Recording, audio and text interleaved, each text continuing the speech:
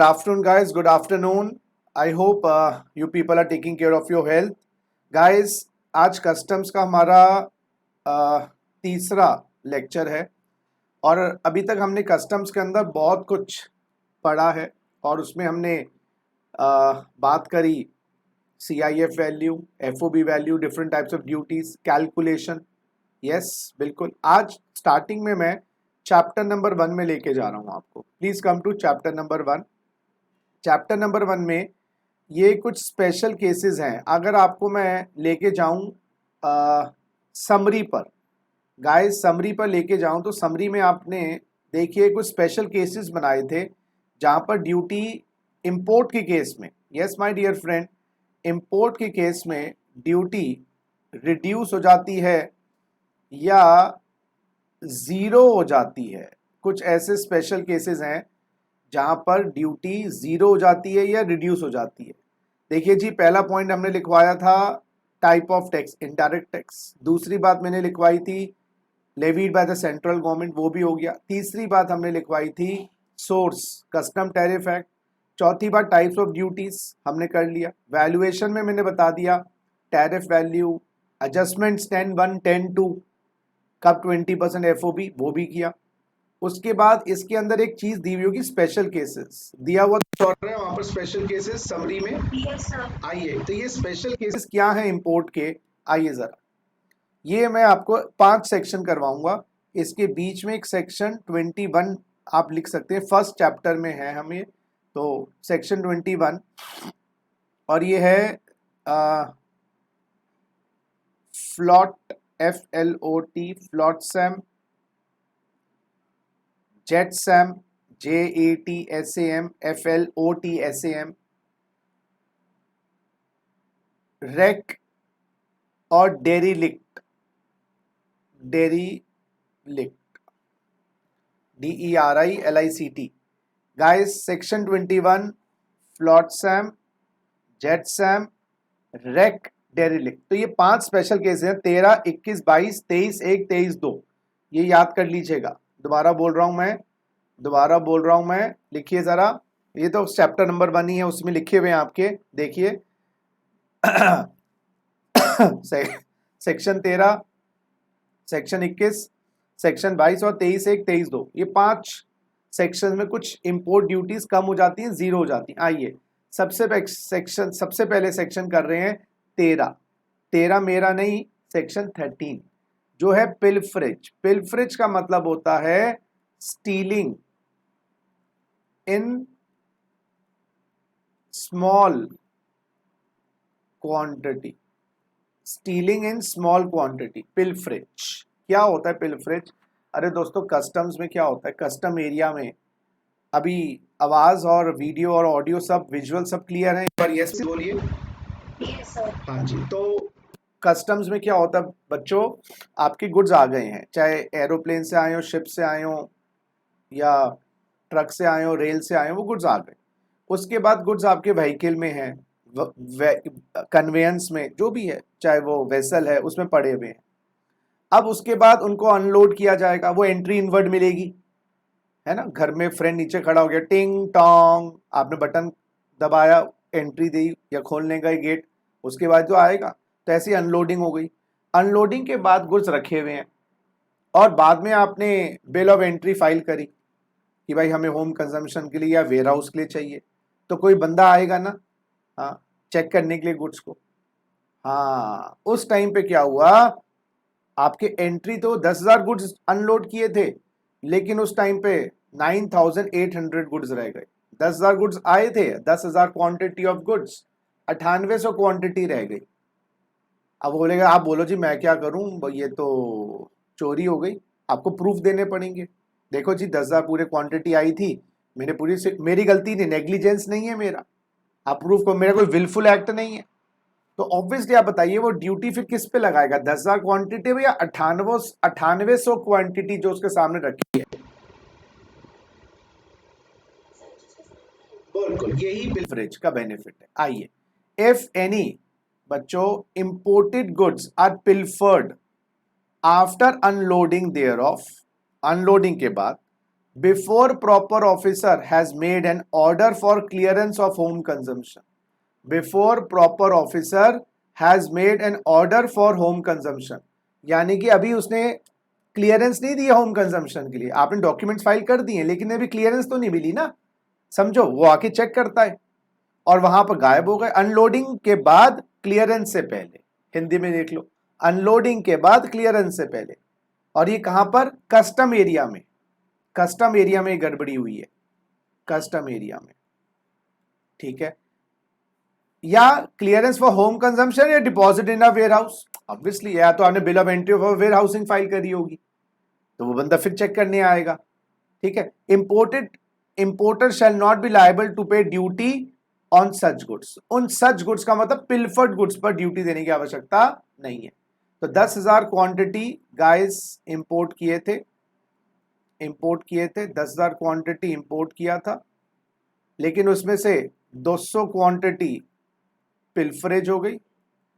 तो my dear friends, आपको 9800 quantity पर, 9800 क्वांटिटी पर ही ड्यूटी देनी पड़ेगी, 9800 क्वांटिटी पर ही ड्यूटी लागू होगी, 200 क्वांटिटी पर इंपोर्ट ड्यूटी लागू नहीं होगी।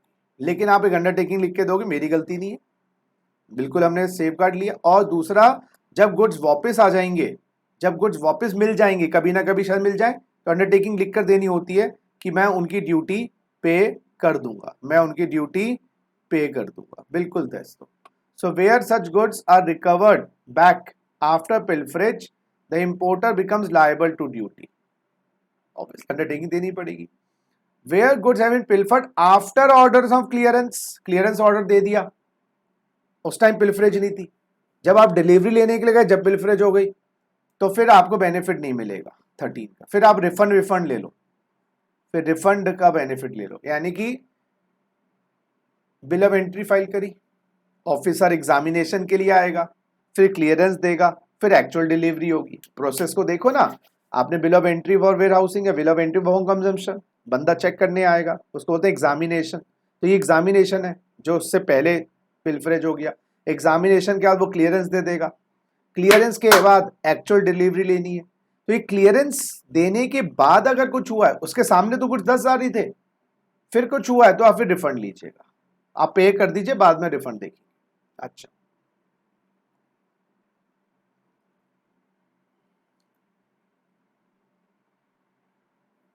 ठीक है, चलिए। अब एक सेक्शन, हाँ, मोटा मोटा पहले समझाऊंगा। 23(1) है, और ये 23(1) क्या है सुनिए, ये क्या कह रहा है, lost goods, destroyed goods, abandon goods. In fact अगर आप ये बोलो गुड्स लॉस्ट एंड डिस्ट्रॉयड, हाँ, मेजरली इसमें लॉस्ट और डिस्ट्रॉयड है। लेकिन सर पिल्फरेज के अलावा आग लग गई, अच्छा, destroyed means fire, fire, fire लग गई, और स्मॉल क्वांटिटी नहीं है, मतलब टोटल लॉस। देखिए, without prejudice to section 13, pilferage है ना section 13, without prejudice to section 13, without contradicting section 13। तो 23(1) कह रहा है हम पिल्फरेज को कॉन्ट्राडिक्ट नहीं कर रहे, रहने दो, जो कह रहे वो कहने दो, हम अपना कह रहे हैं, हम ना ओवरराइड कर रहे, ना हम उसको दबा रहे, ना हम दब रहे, उसकी अपनी जिंदगी, हमारी अपनी जिंदगी। तो विदाउट प्रेजुडिस टू सेक्शन 13 का मतलब, अगर पिल्फरेज का बेनिफिट लेना है तो पिल्फरेज ले सकते हो, इसमें मत आओ, आप इसका बेनिफिट नहीं लेना चाहते, यहां पर मत लो, वहां पर ले लो बेनिफिट। तो we are not effecting the rights of section 13, it is shown to the satisfaction of ACDC. पढ़ते हैं। अच्छा, एक बात और है मन में आई, पिल्फरेज का बेनिफिट क्या, गुड्स क्लियर करवा लिए, वेयरहाउस में गुड्स पिल्फर हो गए, क्या वेयरहाउस में जब गुड्स पिल्फर हुए वहां पर भी क्लियरेंस मिलेगी होम कंजम्पशन की, क्या वहां पर बेनिफिट मिलेगा पिल्फरेज का? मेरा क्वेश्चन ये, आपने यहां से तो 10,000 क्वांटिटी वेयरहाउस में डलवा दिए, वेयरहाउस के अंदर गड़बड़ी हुई है कुछ, और वहां पर फिर आप होम एंट्री फाइल करी, फिर वो क्लियरेंस के लिए बंदा आया, वहां पर गायब हो गए, अब बेनिफिट मिलेगा नहीं, ये कस्टम एरिया में बेनिफिट है।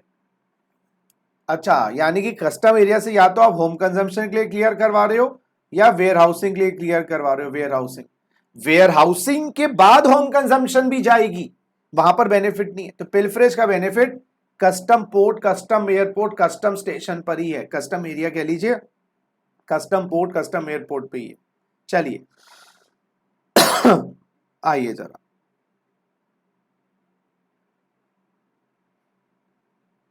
आइए जरा,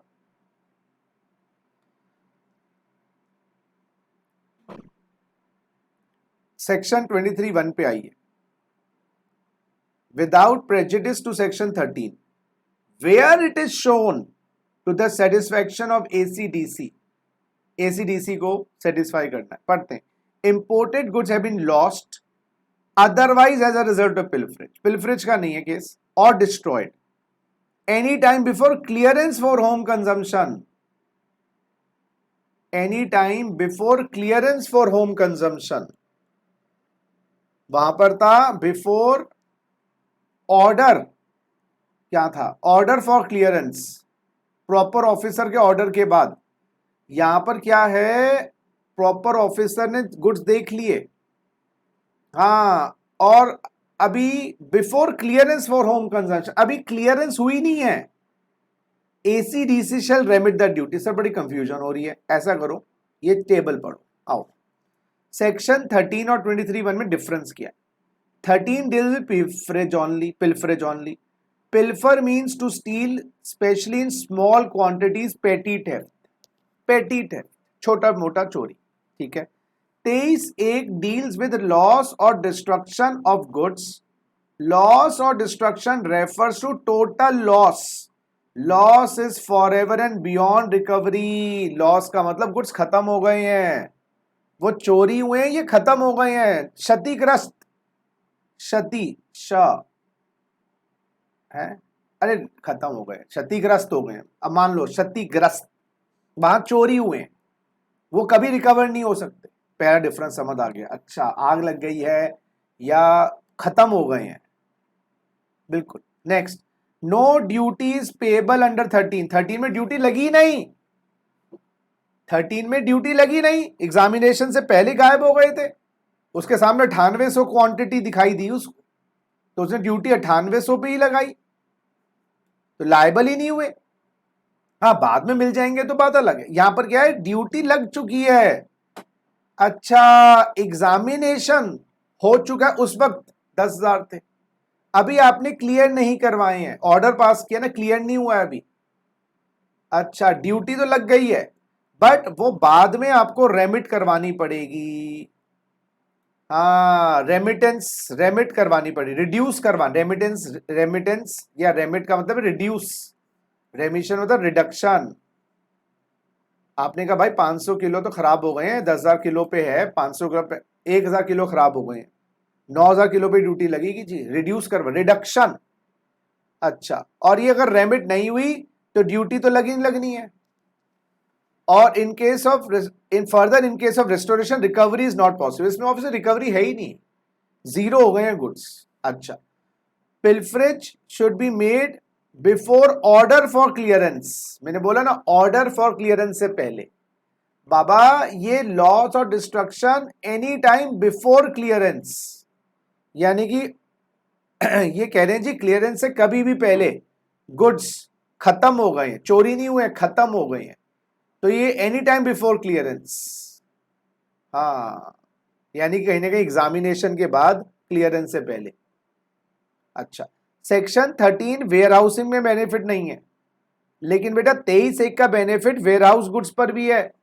अच्छा, यहां से वेयर हाउस में ले गए, वहां पर आग लग गई, हाँ वहां पर आग लग गई, फिर रेमिशन मिल जाएगा।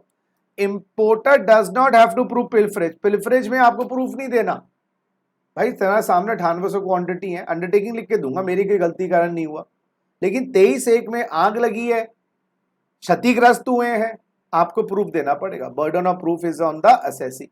तो भाई पिलफरेज का बेनिफिट तो कस्टम एरिया में ही है, लेकिन लॉस्ट और डिस्ट्रक्शन का बेनिफिट माय डियर फ्रेंड्स वो आप दोनों जगह ले सकते हो, वेयर हाउस में भी before clearance for home consumption, या कस्टम एरिया में before clearance for home consumption.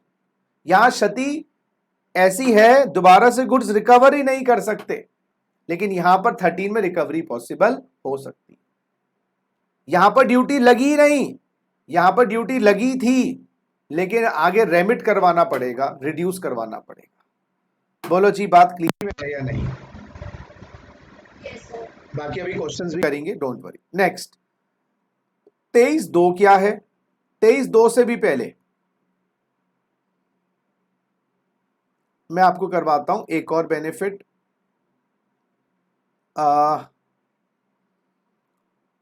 Section 22, ये हमने 23/1 किया जो 13 से मिलता जुलता है। अब मैं सेक्शन 22 करवा रहा हूं। तो रेमिशन ना, रिडक्शन गलत वर्ड बोल गया मैं, कैंसिलेशन कहूंगा मैं इसको, रिडक्शन की जगह कैंसिलेशन वर्ड बोलूंगा। कैंसिलेशन लिखना बेटा, कैंसिल कर, रिड्यूस गुड्स, ड्यूटी कैंसिल ही हो गई ना तूने गुड्स पर, तो रिडक्शन नहीं हुई। हाँ, रिडक्शन भी हुई है, मैं मना नहीं कर रहा, लेकिन अगर हम बोलो cancellation of duty, रेमिशन means cancellation, that's a right word, cancellation. Obvious उसके कारण, जैसे 10,000 पे 10,000 रुपए की ड्यूटी थी, मान लो अब 9,500 गुड्स हैं तो 9,500 की ड्यूटी होगी, तो कैंसिल हो गई ना 500। सुनो सुनो मेरी बात, सुनो सुनो। अब मैं आपको सेक्शन 22 पढ़ा रहा हूं, पहले 23/2 बाद में। 22 क्या है? ये वाला सेक्शन है, जरा देखना सेक्शन 22, देखना, अबेटमेंट ऑफ ड्यूटी, ये है रिडक्शन ऑफ ड्यूटी, इसलिए मैंने वर्ड चेंज कर दिया, वहां यहां रिडक्शन वर्ड इस्तेमाल कर रहा हूं, रिडक्शन ऑफ ड्यूटी। यहां क्या हुआ है गाइस, यहां पर गुड्स डैमेज्ड और डिटियोरेटेड हैं, गुड्स डैमेज्ड और डिटियोरेटेड हैं। हाँ जी, गुड्स डैमेज हो गए हैं या डिटियोरेट हो गए हैं, खत्म नहीं हुए, वहां जीरो हो गए थे, यहां हीरो हैं। डेंट लग गया गुड्स पे, टेबल के पांव टूट गया एक, टीवी की स्क्रीन पे स्क्रैच आ गए, ये लॉस्ट और डिस्ट्रॉयड नहीं है। ये यानी कि क्षतिग्रस्त हम वहां बोल रहे थे ना, वो कंप्लीट क्षतिग्रस्त है, ये पार्शियल क्षतिग्रस्त है, समझो। तो मेरा टीवी 20,000 रुपए का, और उस पर ड्यूटी लगाई जा रही है 5,000 रुपए की, मान लो, और अब ये मेरा वैल्यू बिफोर डैमेज है टीवी की वैल्यू बिफोर डैमेज, ठीक है, आप समझना। 5,000 रुपए ड्यूटी जो इस पे लगाई जा रही है, अभी डैमेज की बात नहीं कर रहे ना, तो 5,000 रुपए duty before damage, duty on undamaged goods, duty on undamaged goods, duty on undamaged goods, non damage goods 5,000। अब आफ्टर डैमेज गुड्स की वैल्यू रहेगी 15,000, value of goods after damage, value of goods after damage. आप बता सकते हो damage goods की duty कितनी हो गई?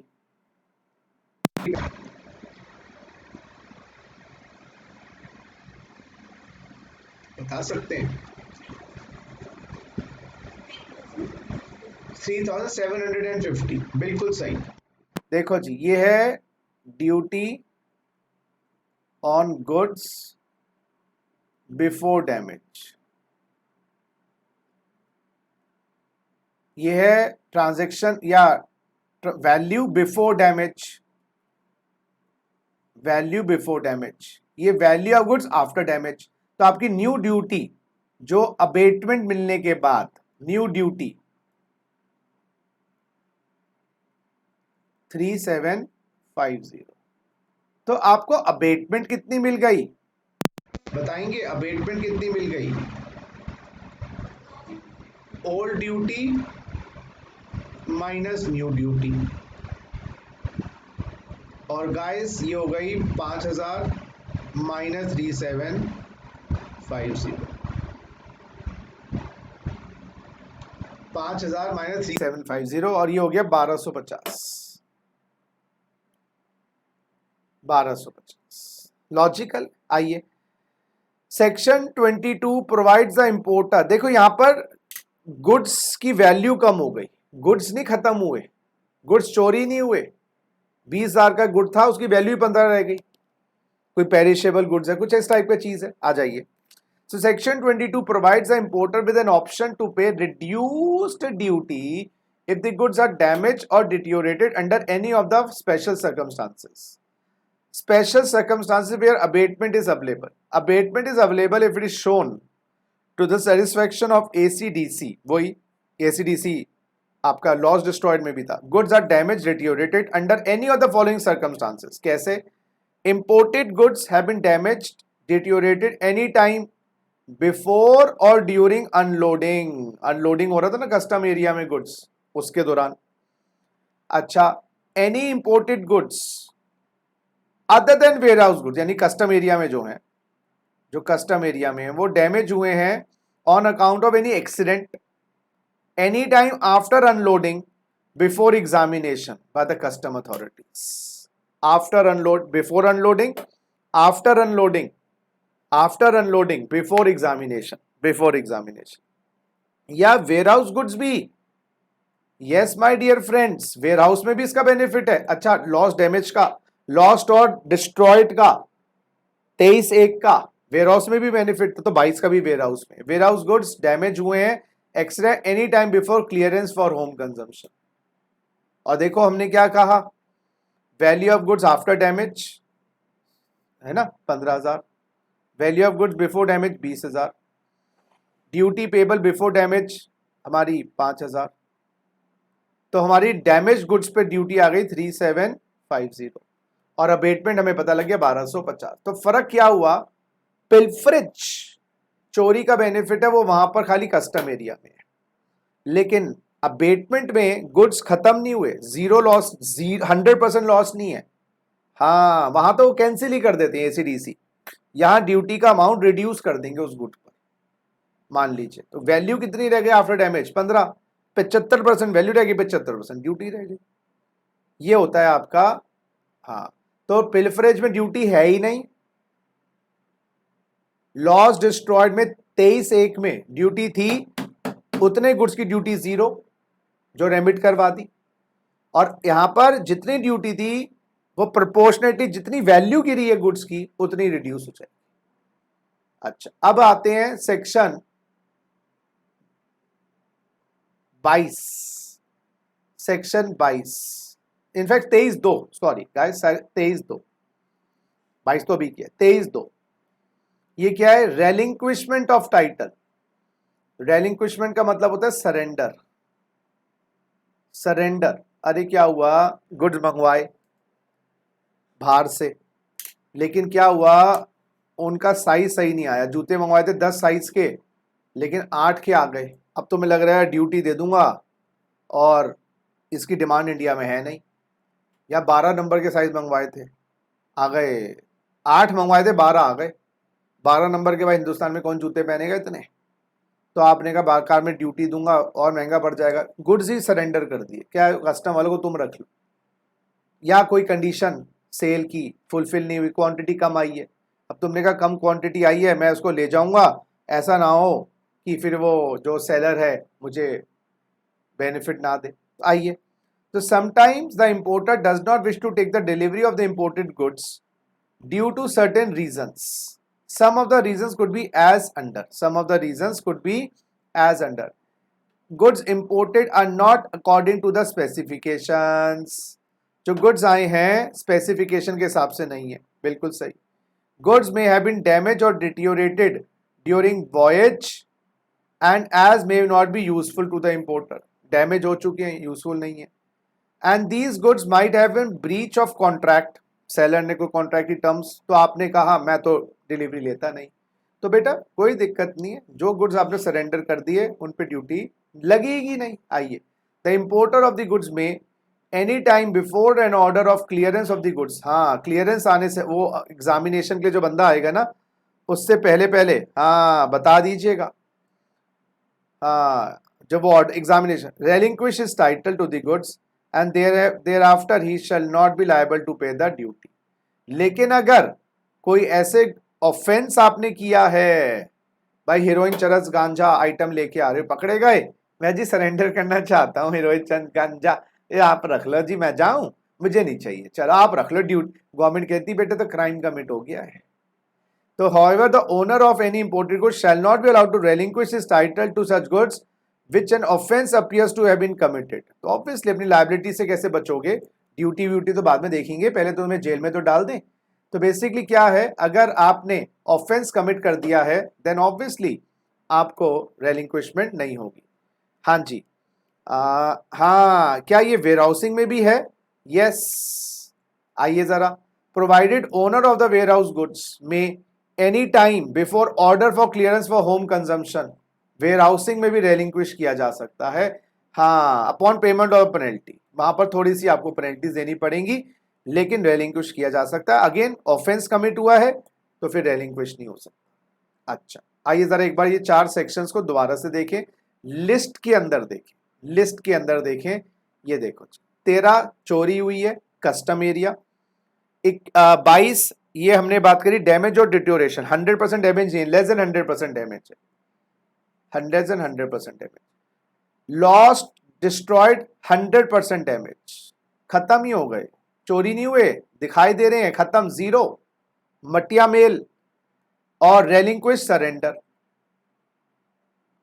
और एक केस और है जहां पर ड्यूटी बसती है, वो है सेक्शन 21, फ्लॉटसैम, जेटसैम, रेक और डेरिलिक्ट, सेक्शन 21।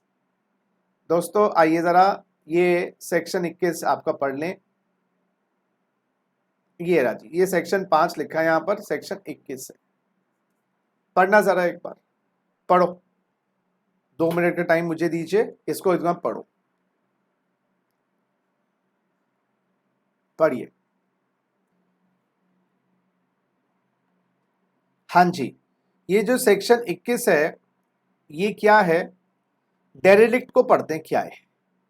बाबा, कार्गो और vessel abandoned in the sea with no sign of recovery, ये कैसे बताइएगा शौर्य, कैसे होगा? सी के अंदर शिप को छोड़ दिया और गुड्स वहीं रह गए,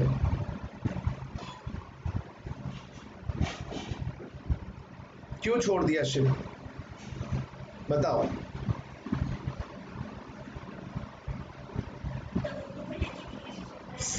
फ्यूल खत्म हो गया, बीच में फ्यूल खत्म हो गया शिप का, या जो कन्वेंस आ रही थी, अब छोड़ के आ गए।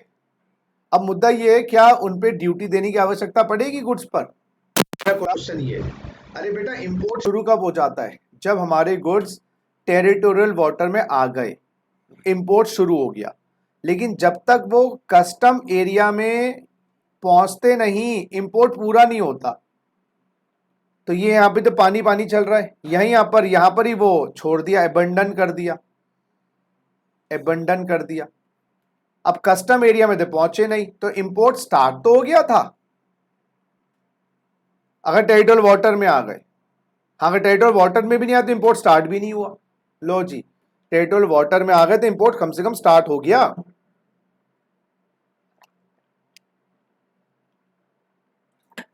लेकिन कस्टम एरिया तक नहीं पहुंचे, इंपोर्ट कंप्लीट नहीं हुआ। तो इस केस में गुड्स अगर लाए जाएंगे रिकवर करके, फिर ड्यूटी लायबिलिटी आएगी। अगर वो हाँ वहीं के वहीं छोड़ दिए गए हैं, इंपोर्ट पूरा नहीं हुआ, ड्यूटी देने की आवश्यकता नहीं है। नेक्स्ट, एक सेकेंड गाइस, एक सेकेंड गाइस, देखिए जरा। तो कार्गो और वेसल एबेंडन किसी कारणवश छोड़ के चले गए, ड्यूटी क्यों लगेगी? हाँ, लाया जाएगा कस्टम एरिया में, फिर देखेंगे। जेटसैम में क्या है, गुड्स को जानबूझ के फेंका गया है पानी में, क्योंकि शिव नहीं शिप, चलो भगवान का नाम लिया गया, जो शिप है वो सिंक हो रही थी, भारी हो गई थी, और वो गुड्स पाताल लोक में पहुंच गए, सी के बॉटम पे पहुंच गए, तो ड्यूटी लगेगी? अरे भाई वहीं पड़े रहेंगे तो ड्यूटी नहीं लगेगी, वहां से गुड्स लाया जाएंगे, कस्टम एरिया का पार्ट बनेंगे, क्लेम करोगे, लगेगी। फ्लॉटसैम में क्या है, वही शिप भारी हो गई थी, गुड्स को फेंका, वो सिंक नहीं किए, वो फ्लोट करते रहे। हो सकता है लकड़ी के गुड्स होंगे, कुछ ऐसे गुड्स होंगे, वो फ्लॉटसैम हो गए। ये टेक्निकल वर्ड्स हैं। और रेक क्या है, my heart will go on, Titanic वो क्या था वो तो रेक में क्या है, आइसबर्ग, आइसबर्ग, आइसबर्ग आ गया था ना। टाइटैनिक, केट विंसलेट और लियोनार्डो दी कैप्रियो। देखी थी मूवी वो टाइटैनिक? अच्छा, सही बच्चों ने देखी। कुछ छोड़ दिया करो, पढ़ाई भी कर लिया करो, मूवियां देखते रहोगे। सो कार्गो और वेसल और property which is drifted of शोर बाय टाइड्स, वो क्या है, वो रेक हुआ, एक्सीडेंट हुआ है शिप का, और वो गुड्स हैं वो किनारे तक आ गए तो फिर ड्यूटी लग जाएगी, आप क्लेम करोगे तो, या सरेंडर कर दो। तो इन सब डेरिलिक्ट जेटसैम फ्लॉटसैम रेक पर भी ड्यूटी नहीं होती। हाँ, अगर गवर्नमेंट अलाउ कर दे ड्यूटी फ्री किसी कारणवश तो फिर ठीक है, बढ़िया बात है, फिर ड्यूटी देने की आवश्यकता नहीं है, वहीं पड़े रह गए, ड्यूटी नहीं है, आ गए तो ड्यूटी लगेगी, ड्यूटी फ्री एडमिट कर दें, बढ़िया बात। बोलो जी, ये 5-6 स्पेशल केसेस आ गए। अच्छा, अब समरी पे जाइएगा। समरी पर, समरी में देखो कौन से पॉइंट्स रह गए। समरी में देखो कौन से पॉइंट्स रह गए। नाउ वी आर प्रोसीडिंग, जैसे मैंने आपसे पूछा कि इसके अंदर जो और क्या पॉइंट रह गए, तो आपने बोला बैगेज और ड्यूटी ड्रॉबैक। आइए अब हम ड्यूटी ड्रॉबैक पे आ रहे हैं। ड्यूटी ड्रॉबैक, यस, आधे आधे घंटे के 2 टॉपिक्स हैं। आइए जरा, ड्यूटी ड्रॉबैक। ड्यूटी ड्रॉबैक क्या होता है गाइस? आप गुड्स को ना इंपोर्ट करते हो, ठीक है, गुड्स को इंपोर्ट करने का पता चला यार मैन्युफैक्चरर ने गलत साइज भेज दिया, या तो आप सरेंडर कर दो गुड्स, लेकिन भाई लाखों के गुड्स हैं, सरेंडर कैसे कर दे? मैन्युफैक्चरर को फोन मिलाया कि भाई क्या किया, ये क्या गुड्स वापस भेज दो, तो आप गुड्स को वापस भेज देते हो। अब मुद्दा ये, गुड्स वो बाहर से इंडिया में आए, ड्यूटी लगी, अब वापस बाहर चले गए यार, एक्सपोर्ट कर दिया आपने, तो गुड्स तो इंडिया में आए ही नहीं, आए थे चले गए, तो ड्रॉबैक मिल जाएगा, ड्यूटी का रिफंड मिल जाएगा। यस, ड्रॉबैक का मतलब होता है रिफंड, जो आपने इंपोर्ट ड्यूटीज दी हैं बाबा, जो इंपोर्ट ड्यूटीज दी हैं वो रिफंड मिल जाएगा, because imported goods are exported, imported goods are exported back, imported goods are exported back. लिखिए भैया, imported goods are exported back. तो इंपोर्ट ड्यूटीज जो रिफंड हैं उनका रिफंड मिल जाएगा, इंपोर्ट ड्यूटीज का, because imported goods are exported back. Yes my dear friends, logic सही है। आपके घर में कोई आया और बैठना नहीं है तो खाना क्यों दिलाएंगे उसको, लेकिन मैं खाना की अरेंजमेंट कर लिया, वो चला गया, तो भाई जो भी हमने अरेंजमेंट्स किए थे वापस देंगे भाई, क्या करें? तो यानी कि अच्छा सर गुड्स पसंद नहीं आए, एक रीजन हो सकता है सर, और क्या? अच्छा गुड्स इंडिया में रॉ मटेरियल की तरह आए, उनको यूज किया गया मैन्युफैक्चरिंग में, फिर एक्सपोर्ट कर दिए गए, फिर ड्यूटी ड्रॉबैक मिल जाएगी। तो ड्यूटी ड्रॉबैक 2 टाइप से मिलती है, गुड्स एज इट इज वापस गए, सर मैंने थोड़ा सा ना इस्तेमाल कर लिया तो फिर भेजे, कोई दिक्कत नहीं, एज इट इज चले गए ना, बिना मैं देखो, या तो आए ब्रांड न्यू वापस भेज दिए, आए कुछ दिन इस्तेमाल किया फिर वापस भेज दिए, 2 बार, या आए और उत्पादन में, मैन्युफैक्चरिंग में, प्रोसेसिंग में इस्तेमाल किया फिर वापस भेज दिए। मुद्दा ये है, आप इंपोर्टर भी हो और एक्सपोर्टर भी हो, आप इंपोर्टर भी हो और एक्सपोर्टर भी हो, हम आपको ये बेनिफिट देंगे कि वो इंपोर्ट ड्यूटी जो लग गई थी वो अल्टीमेटली इंडिया के पार्ट नहीं बन पाए, बाहर चले गए, तो आपको ड्यूटीज का रिफंड, वो इंपोर्ट ड्यूटी सारी रिफंड मिल जाएंगी। हाँ, फिर आईटीसी मत ले, वो जो आपकी इंपोर्ट ड्यूटीज हैं वो सारी आपको वापस मिल जाएंगी। यस, अब ये चार्ट पढ़ते हैं, मैंने एक चार्ट बना रखा है आप लोगों के लिए ड्यूटी ड्रॉबैक का। आइए जरा इसको, ड्यूटी ड्रॉबैक्स को हम ये कॉपी कर लिया, इंपोर्ट ड्यूटीज का रिफंड मिलेगा और imported goods are exported back. आइए जरा, तो मैंने एक टेबल बना लिया है, जितने भी क्वेश्चन मैंने देखे, प्रोफेशनल लेवल के हों या आपके फाइनल के लेवल के हों, उसमें भी कोई ज़्यादा मेजर, इससे ज़्यादा पढ़ने की ज़रूरत नहीं है। आइए ज़रा, तो इसके 2 सेक्शन मेजरली हैं, section 74, yes my dear friends, और सेक्शन 75। सेक्शन 74 है re export of duty paid goods, re export of duty paid goods. हाँ, और सेक्शन 75 है बच्चों, imported material. Yes my dear friends, imported material, हाँ रॉ मटेरियल कह लीजिए, used in manufacturing of goods which are exported. अच्छा, तो वो गुड्स जो 74 वाले हैं वो तो एज इट इज ही हैं। 74 वाले गुड्स तो बाबा एज इट इज वाले ही हैं, यानी कि गुड्स आए और चले गए। और 75 में यस ड्यूटी ड्रॉबैक वाले हैं, ड्यूटी ड्रॉबैक वाले हैं। हाँ जी, आइए जरा, re export of duty paid goods और imported material use in the manufacturing of goods which are exported. ठीक है। अच्छा बच्चों, इसमें दो बातें आएंगी। यस, मैंने बोला था पहले भी, as it is brand new बिना इस्तेमाल किए, या आफ्टर यूज थोड़ा सा इस्तेमाल कर लिया गया है। अगर एज इट इज आए और एज इट इज चले गए तो जो भी आपने इंपोर्ट ड्यूटीज दी थी my dear friends, 98% of duty, 98% of duty paid on imports आपको वापस मिल जाएंगे। Yes my dear friend, 98% of duty paid on imports, 98% of the duties, अगर 1 लाख की ड्यूटीज दी है तो 98,000 रुपए वापस मिल जाएंगे। यस, IGST का भी वापस, GST कंपनसेशन सेस भी वापस, यस माय डियर फ्रेंड्स, वो भी वापस मिल जाएंगे। अच्छा, अगर इस्तेमाल के बाद आपने वापस करे हैं, एक्सपोर्ट किए हैं, इसमें दो बातें हैं। आफ्टर यूज, क्या पर्सनल यूज के लिए इस्तेमाल करें, तो क्या मैं बोलूं पर्सनल ऑब्लिक प्राइवेट यूज था, और मन्नू भाई मोटर चली पम पम पम, या मोटर कार है। पर्सनल यूज वाले गुड्स थे, प्राइवेट यूज वाले गुड्स थे, या मोटर कार, मोटर कार कैसी भी हो, उसके लिए जो ड्यूटी ड्रॉबैक वो अलग है, और अदर गुड्स के लिए ड्यूटी ड्रॉबैक अलग है। ये अदर गुड्स क्या हुए बताना जरा, अदर गुड्स क्या हुए? हाँ, बिजनेस यूज के लिए। बहुत बढ़िया। आइए, इसमें कह रहे हैं जी कितने दिनों के बाद एक्सपोर्ट किए।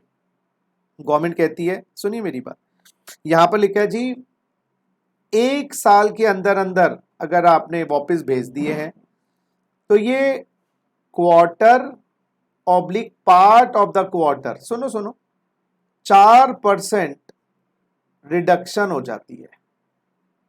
यानी कि अगर आपने, सुनो मेरी बात, 1 क्वार्टर के बाद गुड्स वापस भेज दी, अभी 1 साल पूरा भी नहीं हुआ, 4% रोक लेंगे, 96% वापस। अच्छा सर, 2 क्वार्टर के बाद, यानी कि 3 महीने से ज्यादा, 4, 5, 6 महीने तक अगर आपने वापस किया है तो हम 8% रोक लेंगे, 92% दे देंगे। 3 क्वार्टर के बाद एक्सपोर्ट किया तो हम 88%, 88% वापस दे देंगे। ये कैपिटल गुड्स की तरह हो गया, वो 5% पर क्वार्टर था, यहाँ 4% है पहले साल के लिए। सर 1 साल के अंदर 4 क्वार्टर टच हो गए हैं, 3 क्वार्टर मतलब यानी 9 महीने से ज्यादा, 10 महीने 4 क्वार्टर, 11 महीने 4 क्वार्टर, 11.5 महीने 4 क्वार्टर, 12 महीने 4 क्वार्टर, 16% रोक लेंगे और 84% दे देंगे। सेकेंड ईयर यानी कि 1 क्वार्टर, 4 क्वार्टर ज्यादा, 5वें क्वार्टर में पहुंच गए, वही क्वार्टर ऑब्लिक पार्ट हम रोकेंगे 3%। यानी कि अगर आपने 5 क्वार्टर के बाद वो मोटर कार या पर्सनल यूज वाली एसेट्स वापस किए एज बिना प्रोडक्शन में इस्तेमाल किया, ऑब्वियसली प्रोसेसिंग के लिए नहीं है, चाहे पर्सनल थे, कॉमर्शियल इस्तेमाल नहीं था, मोटर कार थी, पर्सनल ऑफिशियल, वो एक ही बात है, मोटर कार में सेम है। 5 क्वार्टर तो 4, 4, 4, 4, 16 और 3, 19% रोक लेंगे और 81% वापस। सर 6 क्वार्टर तो 4, 4, 4, 4 पहला साल 16 और 2, 3 और 3 6, 16 और 6 22, 78% दे देंगे। अच्छा, थर्ड ईयर के लिए दोस्तों क्वार्टर और पार्ट 2.5%। अच्छा, तो पहले साल का 16% रुक गया एक तरीके से, अगर हम 16% हो गया पहले साल का, दूसरे साल का 12% हो गया, अगर हम पूरा, हाँ, और तीसरे साल का 2.5 10% हो गया। तो अगर मान लो 9 क्वार्टर के बाद, तो शुरू के 16, दूसरे 4 12 28 और 2.5 30% रोक लेंगे और बाकी हम अलाउ कर देंगे। समझ आ गई बात? और फोर्थ ईयर, हाँ जी बेटा, क्वार्टर ऑब्लिक पार्ट 2%, यानी कि ये 8% हो गया। तो टोटल हम होल्डिंग बैक 16 और 12 28, 28 और 10 38, 38 और 8 46% टोटल रुकता है। यस, यहां पर ये बात रखिएगा कि 2 साल तक हाँ 2 साल तक बिना परमिशन के आप यहां पर भी और यहां पर भी 2 साल तो बिना परमिशन के आप एक्सपोर्ट कर सकते हो। और लेकिन 2 साल के बाद ड्यूटी ड्रॉबैक के लिए आपको परमिशन लेनी पड़ती है। तो यहां पर अगर आप री एक्सपोर्ट कर रहे हो अप टू 2 इयर्स, तो no permission for duty drawback, वो मिलेगा। लेकिन बियॉन्ड 2 इयर्स है तो आपको परमिशन सरकार से, अथॉरिटी से, सिबिक से लेनी पड़ेगी। 2 साल के अंदर अंदर कोई टेंशन नहीं है, क्योंकि ठीक है 2 साल तो हुए। तो यहां पर देखिए जरा, as it is after use, यहां आपको 98% मिल जाता है। यहां पर बच्चों हमें ये देखना पड़ेगा पर्सनल है, मोटर कार है या अदर गुड्स है, कॉमर्शियल वाले। और हम रोकते हैं कितना बाबा? 4 3 2.5 और 2, 16 12 10 और 8। मैक्सिमम 4 साल के अंदर अंदर कर दो। 4 साल के बियॉन्ड हम अलाउ ही नहीं करते, क्योंकि 4 साल के अंदर अंदर आप कर दो तो बढ़िया, उसके बाद नो, फिर आपको मिलता ही नहीं। ऐसे कोई 10 साल तक करते रहोगे। चलिए, तो 2 साल तक तो बिना परमिशन के, 2 से एक्सटेंड करके 4 साल तक। नेक्स्ट, अदर गुड्स पे आइए। अदर गुड्स आपने जो, yes my dear friends, commercial goods हैं, इसमें कह रहे हैं 3 महीने के अंदर अंदर, हाँ 3 महीने के अंदर अंदर कर दिए तो हम आपको 95%, ये ड्रॉबैक है, रोकेंगे नहीं, दे देंगे इतना, 95% दे देंगे 3 महीने के अंदर अंदर। 3 से 6 महीने के अंदर अंदर हम 85% दे देंगे, जो एमसीक्यू में आ सकती है चीजें अच्छी। 6 से 9 महीने के अंदर अंदर हम आपको देंगे 75%। हम 9 से 12 महीने के अंदर अंदर आपको देंगे 70%। 12 से 15 महीने के अंदर अंदर हम आपको देंगे 65%। और 15 से 18 महीने के अंदर अंदर देंगे 60%। और 18 महीने से ऊपर तौली, तौली क्या, चाली, ऐसे क्या बोल रहे हो? अरे सॉरी, आपको मिले आपको नहीं मिलेगा ड्रॉबैक। 95 85 75 70 65 60 आपको ड्रॉबैक नहीं मिलेगा। यस, ये नोट कर लीजिए, नोट कर लीजिए। तो यहां पर ये ड्रॉबैक की रिडक्शन है, यहां ये अलाउड है, इतना मिल, यहां रोक लेंगे इतना, फिर मिलेगा, यहां इतना ही मिल जाएगा आपको। अच्छा, अब आओ, ये जो मैन्युफैक्चरिंग वाली बात है, इसमें रेट्स गवर्नमेंट ने फिक्स कर रखे हैं। अच्छा, यानी कि जितना दिया उतना, rates of drawback, yes my dear friends, fixed by government, generally as percentage of FOB price of export. FOB price of export, जो आपका एफओबी प्राइस है ना, उसका 5%, उसका 2%, इस टाइप से करते हैं। हाँ जी, लिखना, rates of drawback fixed by the government generally as percentage of FOB price of export. Generally as percentage of FOB price of export, लिखो लिखो, generally as percentage of FOB price of export, लिखो लिखो, generally as percentage of FOB price of export. अच्छा, यहां पर ही अब star लगाइएगा, ये स्टार, यस, यहां पर स्टार लगाइएगा और इस स्टार का नीचे लिंक दीजिएगा। कुछ कंडीशंस हैं। क्या कंडीशंस हैं? जो ड्रॉबैक है, हाँ ड्यूटी ड्रॉबैक है, सुनो मेरी बात, can not exceed 1/3 of market value of exported goods। जो ड्यूटी ड्रॉबैक है 1/3 of the market value of exported goods से ज्यादा नहीं हो सकता। लिखो, समझ आए ना आए, अभी हम लिख रहे हैं कंडीशंस, ठीक है। If duty drawback is more than the market value of exported goods, then not allowed। यहां पर if exceeds allowed up to 1/3, बताऊंगा सब, करो allowed up to 1/3। लिखो जी, लिखो लिखो लिखो। हाँ जी, नेक्स्ट बच्चों एक और condition, value of exported goods, FOB value, एक एक वर्ड बड़ा कीमती है। FOB value of exported goods should be at least equal or more than value of imported material. अरे भाई इंपोर्टेड मटेरियल 1 लाख का है और एफओबी प्राइस बनाएंगे 80,000 की। हाँ, इंपोर्टेड मटेरियल 1 लाख का है और एफओबी प्राइस बनाया है 80,000। ये क्या लॉजिक हुआ भाई? मटेरियल ज्यादा का है, एक्सपोर्ट प्राइस कम है, एफओबी वो नहीं चलेगा। तो आपका मिनिमम एफओबी प्राइस जो इंपोर्टेड मटेरियल है उसके इक्वल या उससे ज्यादा होना चाहिए। हाँ, और यहां पर कितना ज्यादा होना चाहिए गवर्नमेंट ये भी फिक्स कर सकती है। लिखो लिखो, गवर्नमेंट कैन प्रिस्क्राइब, लिखते रहो, प्रिस्क्राइब्ड मिनिमम वैल्यू एडिशन। बताता हूं, government can prescribe minimum value addition. लिखो लिखो, government can prescribe minimum value addition.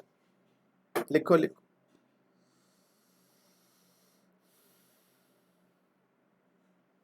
और ये जो कंडीशन है ये इसके लिए है, एक कंडीशन है दोनों के लिए है, 74 75 के लिए।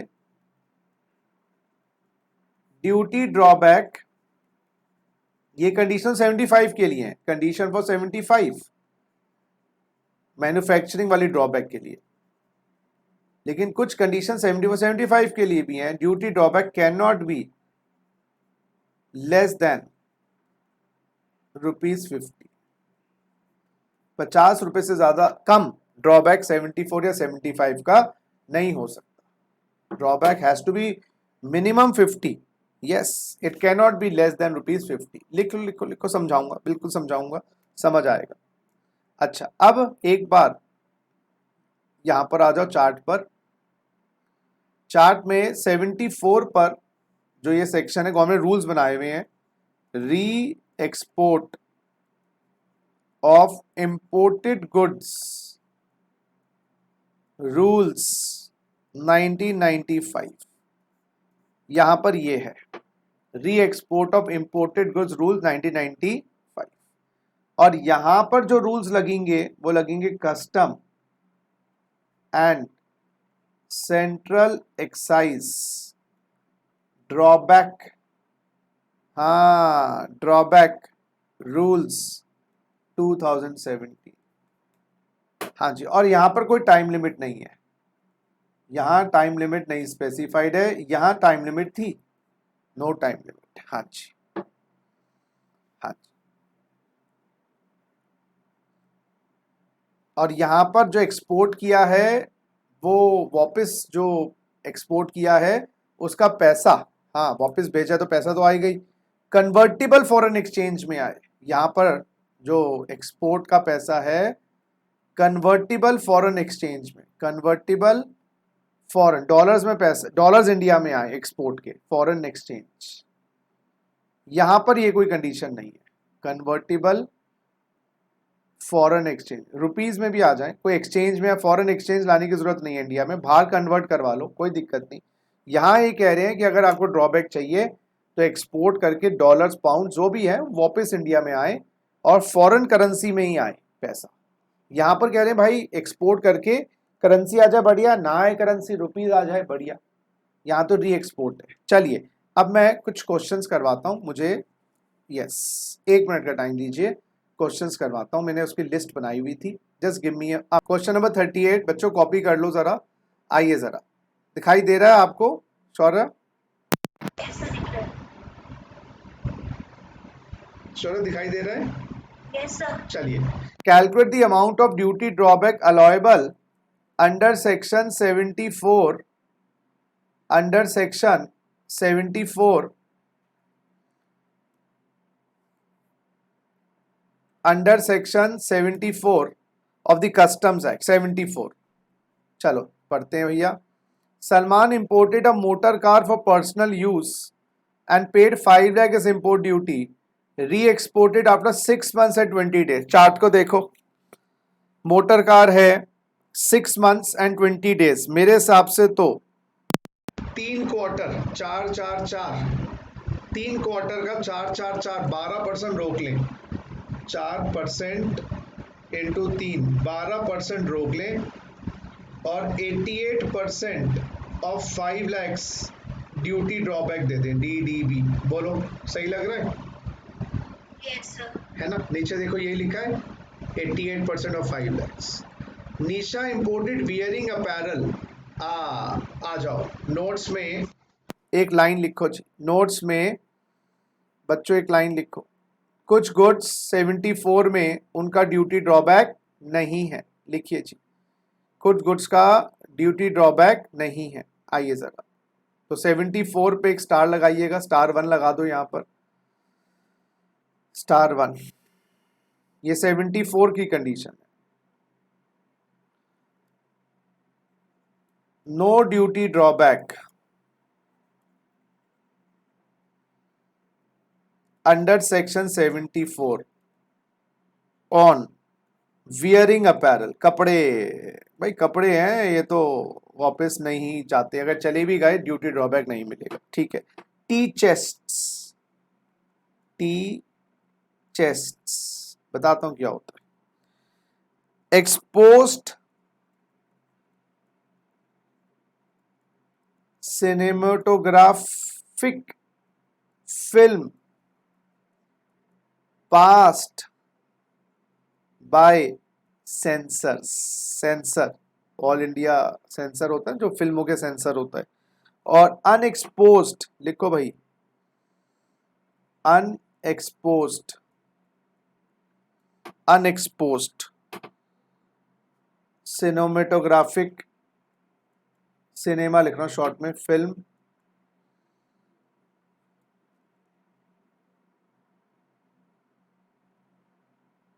X ray films etcetera. Wearing apparel पे 74 में आपको ड्यूटी ड्रॉबैक नहीं मिलता, कपड़े हो गए जी, ठीक। टी चेस्ट क्या होता है, जहां पर वो टी चेस्ट वो हो गया, जहां तक मैंने चेक किया, जहां पर वो टी बैग्स उसमें रखे जाते हैं, T chest is a box, तो वो आया, वो वापस हो रहा है। अब ये इतना कौन टी चेस्ट वी चेस्ट, तो ये सब पुरानी बातें हैं, है ना। तो टी चेस्ट वो होते हैं जहां पर टी बैग्स रखे जाते हैं। ये क्या है, exposed cinematographic film passed by censor, ये थी बाहर की, बाहर से कोई फिल्म आई होगी, पहले तो ये फिल्में होती थी, अब तो ऑनलाइन डिजिटल काम हो गया, एनी हाउ फिल्म आई है, अब ये फिल्म सेंसर ने पास कर दी, सेंसर ने लेकिन इतने कट्स कर दिए, प्रोड्यूसर कह रहा है इंडिया में इसका कोई अब टेलीकास्ट करने का फायदा नहीं है, जो हमारी फ्रीडम थी, जो आर्टिस्टिक फ्रीडम थी, वही सारी काट दी गई है, इतने बातें थी जो बतानी थी वो छुपा दी गई हैं, तो वो वापस एक्सपोर्ट कर रहे हो, एक्सपोज्ड है यानी कि वो बन के आई थी मूवी पूरी फिल्म के अंदर। पहले फिल्म के रोल्स होते थे ना, वो एक ब्लैक सा एक रोल होता था, ब्लैक सा एक रोल होता था, रोल फिल्म का रोल है ना, इस टाइप के रोल्स होते थे, तो वो सेंसर ने पास तो कर दी है, लेकिन अब वापस एक्सपोर्ट, वो फिल्म प्रोड्यूसर हॉलीवुड का वापस लेके जा रहा है, तो वो जो भी इम्पोर्ट ड्यूटीज़ हैं उसका बेनिफिट नहीं मिलेगा। पास कर दिए सेंसर, तुम नखरे मार रहे हो बैठ के, ठीक है कोई नहीं। और अनएक्सपोज्ड सिनेमा फिल्म्स, ये खाली रॉ मटेरियल फिल्म्स आई हैं जो बाहर से, खाली ये तो एक्सपोज थी, मूवी बनी हुई थी इसमें। फिर पहले कैमरा में भी रील डलती थी, आपको याद है शौर्य? कैमरा में रील डलती थी, यूज करी आप लोगों ने? Yes sir. क्या बात है, वो क्लिक क्लिक करते थे, कैमरा से मैनुअल कैमरा होता था, फिर वो सर रील को डेवलप करवाते थे। Yes sir. क्या बात है आप लोग, ये तो 20 साल तो यार मोबाइल के आ गए जब से, तो यूज ही नहीं होता। तो आपकी उम्र क्या 40 साल की है? लेकिन हाँ मतलब ये है कि 1900, ये इनफैक्ट डिजिटल कैमरा ने तो बर्बाद किया था, उसके बाद मोबाइल ने तो बिल्कुल डिजिटल कैमरा को भी मोबाइल खा गया। पहले तो डिजिटल कैमरा हम छुट्टी मनाने जाते थे तो डिजिटल कैमरा ले जाते थे, अब तो डिजिटल कैमरा को भी खा गया जी ये मोबाइल। हाँ एनी हाउ, ये एक्सरे फिल्म जो अनएक्सपोज्ड है, खाली रॉ मटेरियल के रूप में आई है, और ये अनएक्सपोज्ड है, अभी इनको यूज नहीं किया गया। वो फिल्म बन जाती है ना, उसके ऊपर फोटो आ जाती है, तो वो वापस जा रही है जी। इन चारों पे आपको ड्यूटी ड्रॉबैक नहीं मिलेगा, ड्यूटी ड्रॉबैक नहीं मिलेगा। आ जाओ भैया, अब क्वेश्चन पे आ जाओ फिर। हाँ जी, Nisha imported wearing apparel, paid 50,000 import duty, she did not like the apparel, re exported after 20 days. बताइए क्या कर... मिलेगा ड्यूटी ड्रॉबैक? नहीं मिलेगा। सुपरटेक 10 कंप्यूटर सिस्टम लाए हैं, 50 लाख की ड्यूटी दी है। Due to some technical problem computer system were return to the foreign supply after 2 months without using them, without using them. Computers हैं तो ये तो बिजनेस के कंप्यूटर्स हो गए, और बिजनेस में ये 2 months 95%। अच्छा विदाउट यूजिंग, सॉरी यूज ही नहीं किया, हाँ वो तो यूज के लिए होता ना 95%, 3 महीने, ये तो यूज ही नहीं किए, तो 98%, 98%। बोलो बात समझ नहीं आई? Yes sir. चलो नेक्स्ट करो जरा ये, एक सेकेंड, ये तो थ्योरी है, इसको छोड़ दो, क्योंकि हाँ जरा ये भी आपके लिए नहीं है, सीएस एग्जीक्यूटिव वाले बच्चों के लिए नहीं है, ये सीएस एग्जीक्यूटिव वाले बच्चों के लिए नहीं है, सीएमए वालों बच्चों के लिए मैं बाद में करवाऊंगा, क्योंकि मैं सीए, हाँ जो बच्चे सीएस एग्जीक्यूटिव दे रहे हैं उनकी मैं बात कर रहा हूँ ना आज। तो ड्यूटी ड्रॉबैक हम उतना करेंगे, सीएस एग्जीक्यूटिव में कम है, सीएमए में, हाँ सीएमए में आपका ये ज़्यादा है, और सीएस प्रोफेशनल में भी ज़्यादा है। तो आज की कक्षा में हम उतना ही करेंगे जितना सीएस एग्जीक्यूटिव वालों के लिए। आइए ये ज़रा पढ़ें। A limited exported following goods to USA, ठीक है, whether any duty drawback is admissible under 75 में duty drawback admissible. FOB value of exported goods 2.5 lakh, ठीक है, एक्सपोर्टेड गुड्स की value 2.5 lakh, market price exported goods की 1,80,000, और ड्यूटी ड्रॉबैक दे रहे हैं 30% ऑफ एफओबी, 30% ऑफ एफओबी। पहले तो ड्यूटी ड्रॉबैक का अमाउंट निकाल लो, 30% ऑफ एफओबी, 30% ऑफ 2,50,000 कितना बना? 75,000 रुपए। बोलो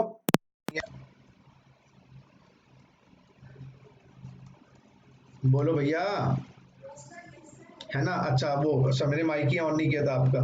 हाँ जी, अब ये 75,000, कंडीशंस पे आ जाओ, कंडीशंस पे आ जाओ जो आपकी 75 सेक्शन पे है।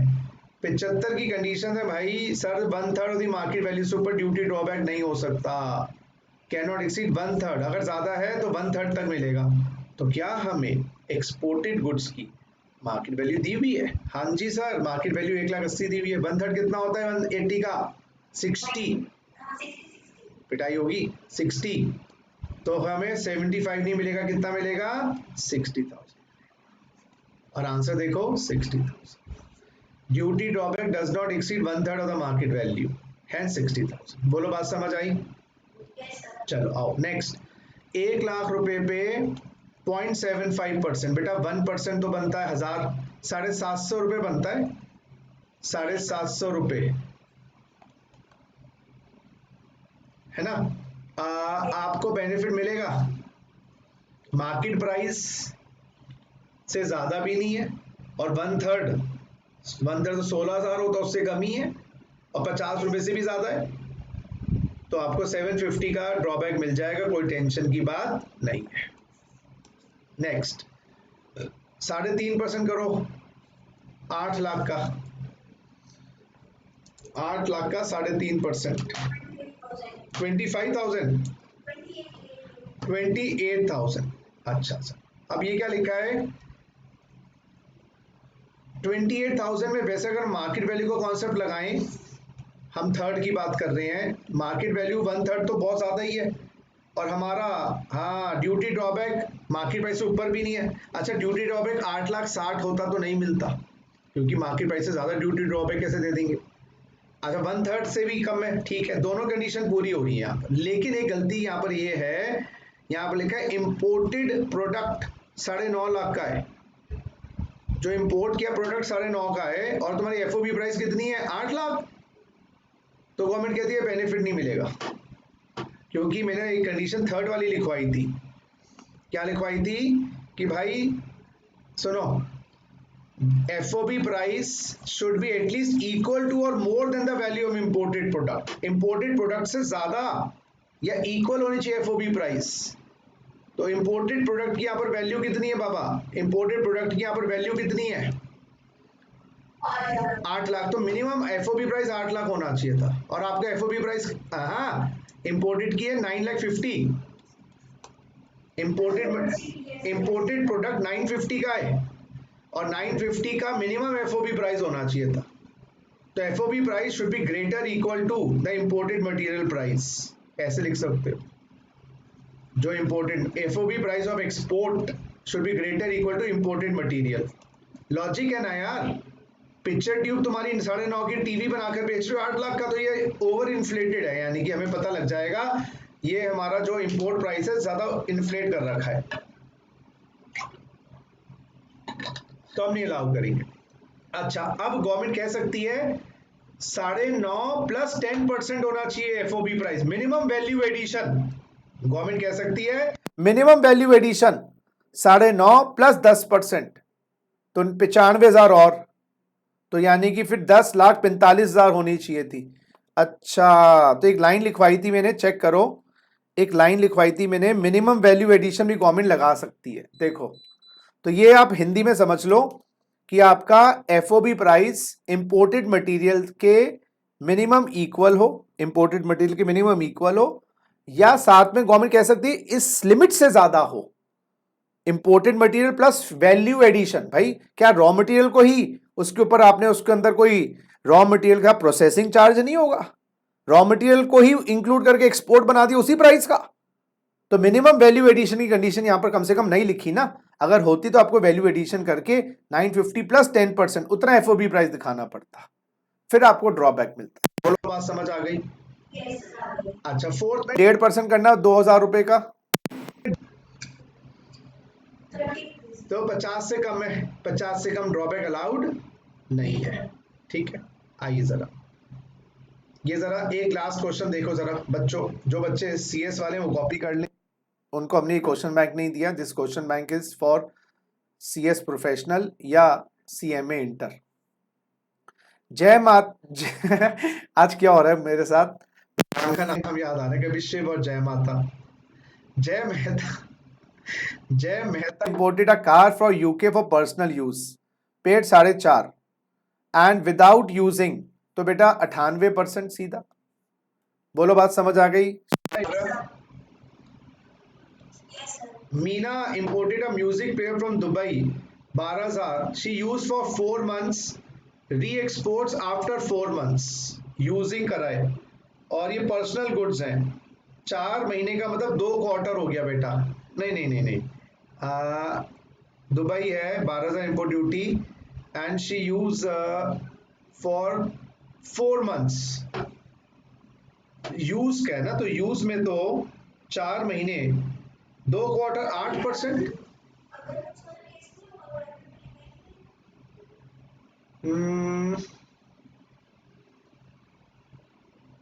अब यहाँ दोनों व्यू देने पड़ेंगे, फिर अब ये दोनों व्यू देने पड़ेंगे। यहाँ पर एक व्यू से सॉल्व किया है इन्होंने, तो हम दोनों देंगे भाई। अगर ये प्राइवेट यूज है तो भाई हम 4% रोक लेंगे, और अगर ये 4 मंथ्स है तो फिर ये 85% पे आ जाएगा, क्योंकि इंपोर्टेड मटेरियल पर दुबई या तो इसका बिजनेस होगा, ये इंपोर्टेड शंगा या कुछ है, कुछ लिखा नहीं है ना, दोनों व्यू देने पड़ेंगे।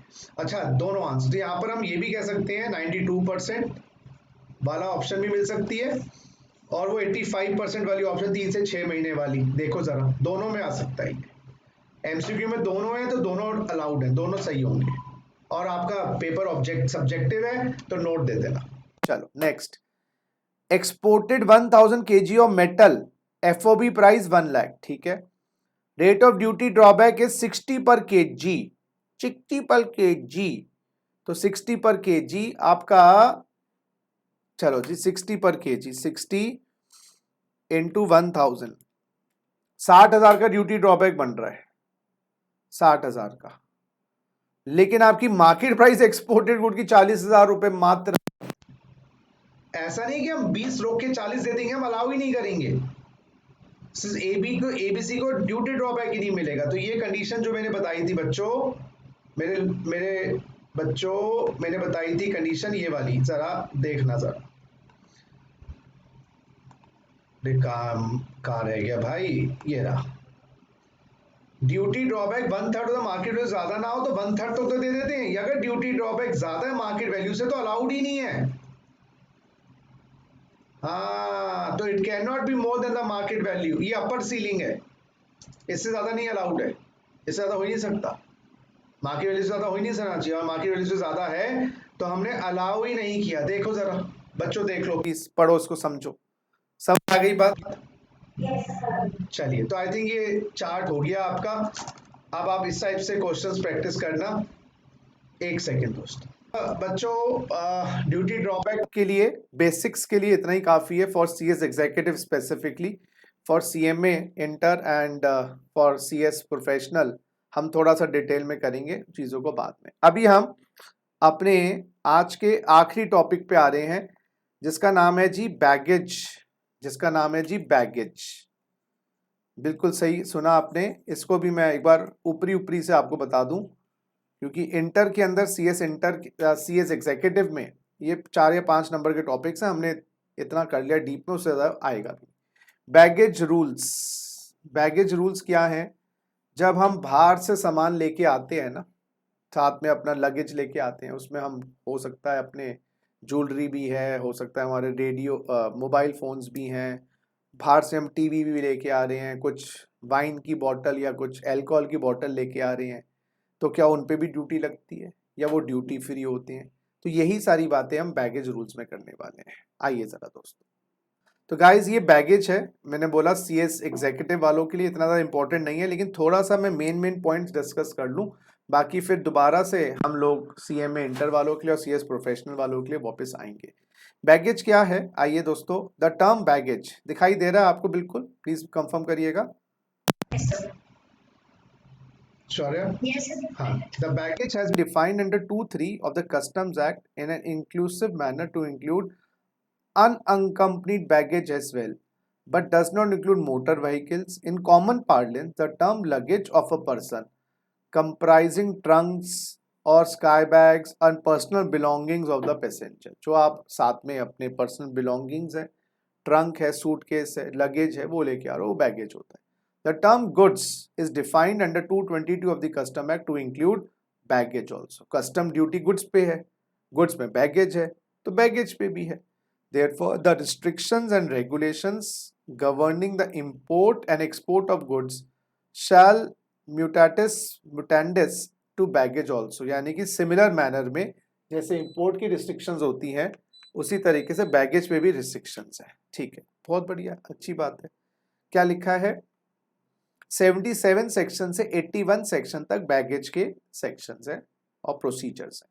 77 क्या कहता है? Under this section the owner of the baggage has to make a declaration of its content to the proper officer of custom for the purpose of clearing। आपको बताना पड़ेगा कि आप बैगेज में क्या क्या लेके आ रहे हो। आप लिखोगे पर्सनल इफेक्ट्स लेके आ रहे हैं, बाहर से कुछ गिफ्ट्स लेके आ रहे हैं, सोवेनियर्स जैसे होता है ना, known as a baggage declaration form, and declaring packing list is sufficient declaration. आप बता दो ये सब चीजें हैं, कोई प्रूफ लगाने की जरूरत नहीं। अच्छा, Rate of duty and tariff valuation. Section 78 of the Custom Act stipulates that the rate of duty and the tariff valuation, if any applicable to the baggage, shall be the rate and the valuation in force on the date on which declaration is made. जैसे बेटा normal goods import होते हैं ना, तो वहां पर हम क्या डेट देखते हैं, वो date of entry inwards or filing of bill of entry whichever is later. यहाँ देखते हैं जब डिक्लेरेशन वाले दिन जो वैल्यू ली जाएगी और डिक्लेरेशन वाले दिन की duty. Therefore relevant date for determining the rate of duty is the date of filing the baggage declaration form under 77. ठीक है, यहाँ तक क्लियर है? बोलो बच्चों, समझ आ गई बात? Yes, sir. सिंपल है, बहुत सिंपल है. अभी मैंने ज़्यादा को सिंपल ज़्यादा ही कर दिया है आप लोगों के लिए. शुरू के 3 लेक्चर्स ज़्यादा ही सिंपल कर दिए. इतना सिंपल वैसे मुझे लग रहा है मैंने कर दिया, I don't know. The rate of duty on the baggage 35% ad valorem. 35% duty है जी बैगेज के गुड्स पर. लेकिन से तो गलत बात है, कपड़े हैं हमारे वाटर बॉटलिंग पे मोबाइल है. सुनो तो सही. This rate of duty is not applicable to firearms. ये कुछ ड्यूटी किसी किसी चीज़ों पे एप्लीकेबल है नहीं है, वो सब चीज़ें भी करेंगे, अभी पढ़ेंगे. अच्छा, कुछ बैगेज के आइटम्स पे 100% ड्यूटी है और ये 35% प्लस 10% सोशल वेलफेयर सरचार्ज. तो इफेक्टिव बैगेज की ड्यूटी बेटा 38.5% है. और कुछ बैगेज पे 100% है तो प्लस सोशल वेलफेयर सरचार्ज. इस पे एंटी डंपिंग ड्यूटीज नहीं लगती बेटा, ये तो मेरा पर्सनल काम है. तो ये 110% हो जाएगा. तभी मैं बताऊंगा कुछ बैगेज के आइटम्स पर. My dear friends, yes my dear friends,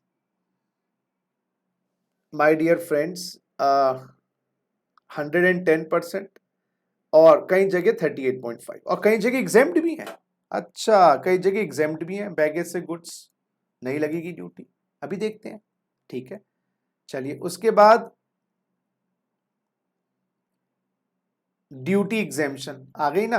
कुछ ड्यूटीज एग्जेम्प्टेड है बैगेज से. अब उसके लिए एक सेकेंड बेटा, मैं आपको पैसेंजर बैगेज रूल्स पे ले जाता हूं. ये बच्चे जो सीएस एग्जीक्यूटिव वाले हैं उनके हमने नोट्स में नहीं डाले हैं ये बातें, आप अभी लिख लेंगे. ये passenger baggage rules. The baggage rules 1998 have been substitute. Baggage rule 2016 है, 2016 बैगेज रूल्स हैं. और 2016 बैगेज रूल के हिसाब से ड्यूटी फ्री बैगेज अलाउंस कि आप अगर विदेश से आ रहे हैं तो ये सब चीजें ला सकते हैं ड्यूटी फ्री. आइए जरा क्या कह रहे हैं, पढ़िए सर. रूल 3 कौन से रूल्स का? बोलो टेल बोलो कौन से रूल्स का? Baggage rule 2016. Rule 3 of baggage rules 2016 क्या कह रहे हैं जी? आप इंडियन रेजिडेंट हो, हम लोग हैं भाई, हम गए थे बाहर, या फॉरेनर है जो इंडिया में रहता है, फॉरेन नेशनल इंडिया में रहता है, वो आया वापस. और कई लोग विदेशी इंडिया में रहते हैं, है ना. फॉरेन विदेशी इंडिया में रहता है, काम करने के लिए गया है बाहर, फिर वापस आ गया इंडिया में, है विदेशी. टूरिस्ट ऑफ इंडियन ऑरिजिन, ये वो हैं जो बाहर रहते हैं इंडियन के लोग, वो इंडिया विजिट करने आए हैं. अच्छा, एक तो देखो कौन कौन इंडिया आए हैं, इंपोर्ट हो रहा है ना भाई, तो हम लोग आ रहे हैं, हम बाहर गए थे हमारे, या इंडिया में रहने वाला फॉरेनर है वो बाहर गया था, वो वापस आ गया, या बाहर रहने वाला बंदा है वो अपने साथ सूटकेस, ट्रंक, स्काई बैग लेके आया है. एक्सक्लूडिंग इन्फेंट की बात नहीं कर रहे, 2 साल तक के बच्चे की बात नहीं कर रहे यहां पर. अच्छा, कहां से आ रहा है? Any country other than Nepal, Bhutan, Myanmar. Nepal, Bhutan, Myanmar.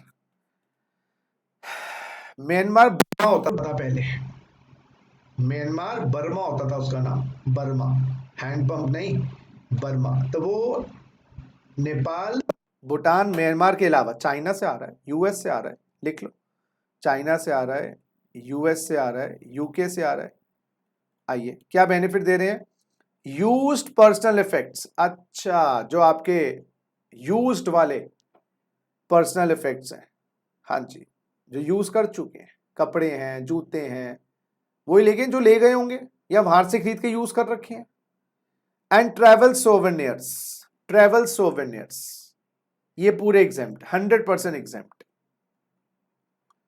कपड़े हैं, मोबाइल है, ये यूज पर्सनल इफेक्ट्स में आ गया, 100% एग्जेम्प्ट, पर्सनल यूज वाले, ठीक है। एंड आर्टिकल्स अप टू 50,000 रुपए, उसके अलावा 50,000 रुपए तक की एग्जेम्पशन है। हाँ जी, टोटल गुड्स, यूज्ड गुड्स सारे एग्जेम्प्ट आपके, यूज्ड वाले। ट्रेवल सोवेनियर्स वो एग्जेम्प्ट, वो जो बाहर से कोई आईफिल टावर पेरिस गए थे वो लिया है, आईफिल टावर लिया है, अरे नलायक, सोवेनियर लिया है, उसका सिंबल जो होता है ना, इससे इंडिया से लोग फिर वो ताज में लेकर उसकी कॉपी लेकर बाहर ले जाते हैं, ऐसे बाहर से आप कुछ सोवेनियर लेके आए हैं। If carried on in person, अपने, और in the baggage, carried on person मतलब अपने बैग, साथ में हैंड बैग होता है उसमें डाल रखा है या लगेज में है, ये पर पर्सन है, पर पर्सन 50,000 रुपए एग्जेम्प्ट है। लेकिन बैगेज फॉर्म सेपरेट होना चाहिए। अगर दो बैगेज का आपने एक ही बैगेज फॉर्म भरा है, वो कंबाइंड हो जाएंगे। तो बेटर है कि अगर 3 लोग आ रहे हैं बाहर से, तो 3 बैगेज फॉर्म अलग अलग भरो, तीनों को 50, जैसे एग्जामिशन लिमिट नहीं होती 2.5 तो ऐसे ही 50 अलग मिलेगी। बेटा बहू माँ बाप सब गए थे इस बार, 4 50 तो 2 लाख तक का सामान ला सकते हो, समझो ना। अच्छा, अगर टूरिस्ट है फॉरेन ओरिजिन का, टूरिस्ट ऑफ फॉरेन ओरिजिन कौन, जो बाहर ही रहता है, इंडिया में विजिट करने आया है, ये वो है। अच्छा, बाहर है ना, ओबामा, वो आया इंडिया बैगेज लेकर। Other country other than Nepal, Bhutan, Myanmar, NBM countries नहीं है, अदर देन एनबीएम, इनको भी कहा गया है यूज पर्सनल इफेक्ट ला सकते हो, ट्रेवल सोवेनियर ला सकते हो, और 15,000 की ड्यूटी फ्री है। अच्छा, पर पर्सन सेपरेट बैगेज फॉर्म भरना पड़ेगा, पर पर्सन सेपरेट बैगेज फॉर्म, पर पर्सन 15,000 रुपए। अच्छा, अब ये कोई भी बंदा बाहर से आ रहा है, लेकिन वो अब आ रहा है नेपाल, भूटान, म्यांमार से, तो use personal effect travel souvenir again पूरे एग्जाम्प्ट है, लेकिन बाकी 15,000। अच्छा, 15,000 रुपए की एग्जाम्पशन है गुड्स की, पर पर्सन, वही पर पर्सन प्लस सेपरेट आपको बैगेज फॉर्म भरना पड़ेगा। लेकिन अगर लैंड से आ रहे हो, नेपाल से, भूटान से, बर्मा से, लैंड के रास्ते से आ रहे हो, खाली पर्सनल इफेक्ट्स एग्जेम्प्ट हैं, और कोई 15,000 की वो भी नहीं है लिमिट। पर्सनल इफेक्ट्स सोवेनियर्स भी टैक्सेबल, उसके ऊपर सब टैक्सेबल, और जो लिमिट से ऊपर चले जाए उस पर 100% ड्यूटी है। जो 50 से ऊपर, 15 से ऊपर चले जाएंगे 100% ड्यूटी है। हाँ जी, 100% ड्यूटी है। और जो पैसेंजर इन्फेंट है उसके साथ क्या ला सकते हो, यूज पर्सनल इफेक्ट्स, इन्फेंट के लिए यूज पर्सनल इफेक्ट्स खाली, यस। इन्फेंट के लिए कोई एग्जेम्पशन नहीं है, उसका डाइपर दूध की बोतल वो, हाँ जी। और आ गया ना, general duty free allowance of 1 person can not B pooled with, यानी कि आप एक बंदे को 2 एग्जेम्पशन दे दो, 2.5 की मेरी एग्जेम्पशन, मेरी वाइफ नहीं लेना चाहती, ऐसा नहीं, पर पर्सन है, ठीक है। पर्सनल इफेक्ट्स में क्या आएगा, anything required for daily necessities, हाँ, but does not include jewellery. तो फिर ज्वेलरी किस में आएगा, यूज पर्सनल इफेक्ट में तो नहीं आएगा। तो बता ज्वेलरी किस में आएगा, 15 की लिमिट में, हाँ 15 या 50 की लिमिट में आएगा ज्वेलरी। तो ज्वेलरी जो आपकी है ये 50 की लिमिट में आएगी जी, ज्वेलरी जो है 50 की लिमिट में आएगी। पर्सनल इफेक्ट में इसे पहन के मत जाना ज्यादा ज्वेलरी, ज्यादा पहन के चले गए, दिक्कत ये होगी वो पर्सनल इफेक्ट मानी नहीं जाएगी, और आपकी ज्वेलरी 2-3 लाख की पहन गए वो उस पर टैक्स ना लग जाए। क्योंकि लॉ में क्या लिखा है, यूज पर्सनल इफेक्ट्स, जब भी तो हम बाहर जाते हैं ना, कभी भी हम ज्वेलरी नहीं पहन के जाते, क्योंकि ज्यादा पहन के जाएंगे तो अल्टीमेटली वो 50 तक एग्जेम्प्ट है, इस बात को याद रखिएगा। चलिए, अब कह रहे हैं जी चारों जगह अनेक्सर 1 के आइटम्स 15,000 की लिमिट में नहीं है, ये 50 की लिमिट और 15 की लिमिट में अनेक्सर 1 के आइटम नहीं है, ये बच्चों कॉपी कर लेना। अनेक्सर 1 के आइटम्स 15-50 की लिमिट में नहीं है। अनेक्सर 1 क्या है सर? हाँ, अनेक्सर 1 क्या है? सुनो सुनो सुनो, अनेक्सर 1, एक सेकेंड गाइस, अनेक्सर 1 ये है जी, बस सुनिए, अनेक्सर 1 ये आइटम है, fire arms, fire arms, cartridges of firearm up to 50, exceeding 50, sorry exceeding 50, बताता हूं, लिख पढ़ो तो सही, लिख लो, जो जिनका बुक्स हैं इसमें नोट्स हैं, फिर कोई दिक्कत। सीएस एग्जीक्यूटिव के नोट्स नहीं दिए गए क्योंकि मैंने पढ़ा रहा हूं एक्स्ट्रा के लिए, पूछ लें। Cigarettes exceeding 100 sticks, cigars exceeding 25 sticks, or tobacco exceeding 125 gram तंबाकू। Alcohol, liquor or wine in excess of 2 litres, समझाऊंगा सब। Gold or silver in any form other than ornaments, बताऊंगा, लिखो। And flat panel LCD, liquid crystal display, LCD कहते हैं ना, LCD या LED, light emitting LED diode, LED या plasma TV, ये जो फ्लैट स्क्रीन टीवीज होते हैं, ये सब 50 की लिमिट में नहीं है, इन पे 100%। हाँ, अब इस पे क्वेश्चन बनता है दोस्तों, इस कॉन्सेप्ट को समझाने के लिए बिल्कुल क्वेश्चन बनता है। यहां तक कुछ 50% समझ आया होगा, लेकिन कुछ आया समझ 50% तक? Yes, sir. चलो गुड। एक सेकेंड बच्चों, क्योंकि मैंने कहा ना सीएस एग्जीक्यूटिव में ज्यादा नहीं आता है, इसलिए मैं ज्यादा तवज्जो नहीं दे रहा हूं। एक क्वेश्चन लिखवा रहा हूं, जरा करिएगा। Mister x of Indian origin came to India. Mrs. X of Indian origin came to India on tour with her baby of 1 year. She has, हाँ जी लिखिए, she has brought the following goods. वो ये goods लेके आई हैं। A, personal effect 50,000, used personal effect of infant 10,000,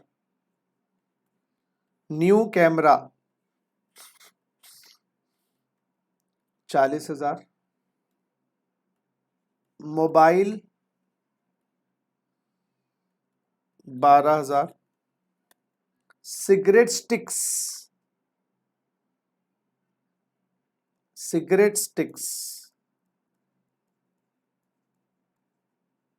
70, कितने की? 800 की। 2 लीटर वाइन 15,000 की।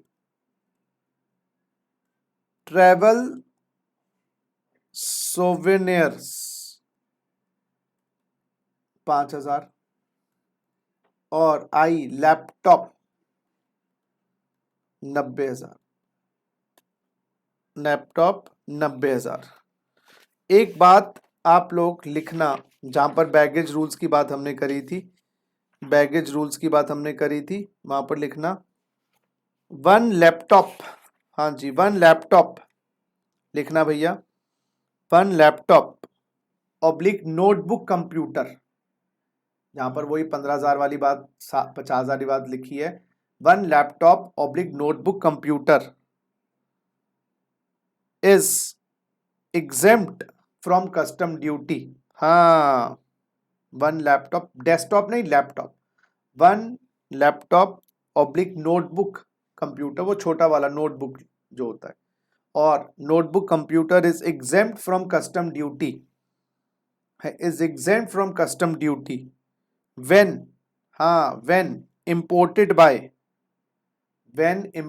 by passenger of minimum 18 years, when imported by passenger of minimum 18 years. Yes my dear friends, minimum 18 year का पैसेंजर इंपोर्ट करता है, एक लैपटॉप पर person exempt है, उस पर ड्यूटी नहीं लगेगी। चलिए इसको सॉल्व मेरे साथ ही करना, मेरे साथ करना। आइए आप बताएं आप क्या करना, इसमें 3 हिस्से बनाना, इसमें 3 हिस्से बनाना, 3 हिस्से बनाना। देखो जी, एक तो फुल्ली एग्जेम्प्ट है,